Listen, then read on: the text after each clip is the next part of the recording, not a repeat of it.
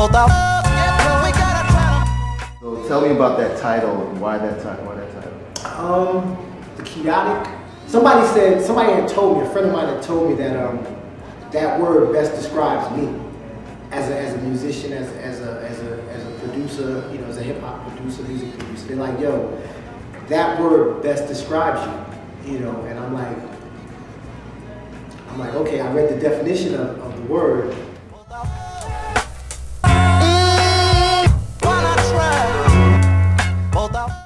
And I was just like, wow, it really does. In a way, it kind of does describe me. You know what I mean? Like as a person, I was just like, okay, cool. You know, so I kind of think it's cool to title the album The Quixotic. You know what I'm saying? And it has something to it too. It had a little something to it. You know, The Quixotic. I'm pleased with the album. I really am. I'm pleased with the album. I self-picked the tracks that on the album. You know, I listened to a whole bunch of beats. Took me a while to just pick the ones that I wanted to put on the album. It's just pure hip hop, man. It's just hot beats, you know, different genres, different styles and tracks and stuff like that.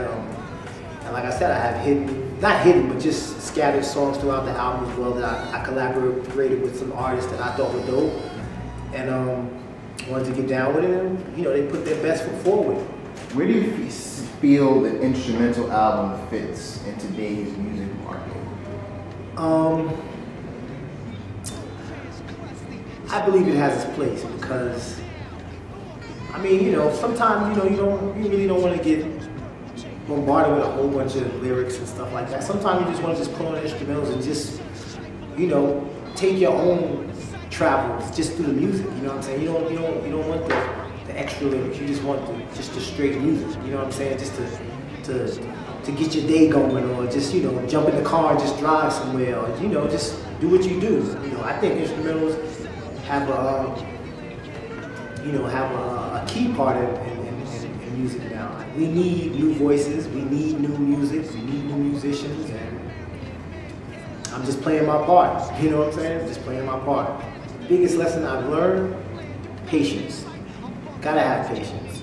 You can't lose your temper. You gotta just, you know what I'm saying? As many times as I wanted to just spaz out or just flip a desk or something like that. You know what I'm saying?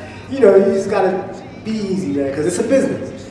It's business. At the end of the day, it's business, and I understand that. So, you know, I try to keep it as professional as possible. But like I said, for me personally, patience. You gotta have patience. Slim Shady, brain dead like Jim Brady. I'm an M80, you little like that Kim lady. I'm buzzing, dirty dozen, naughty rotten rhymer. Cursing at you play is worse than Marty Schottenheimer. You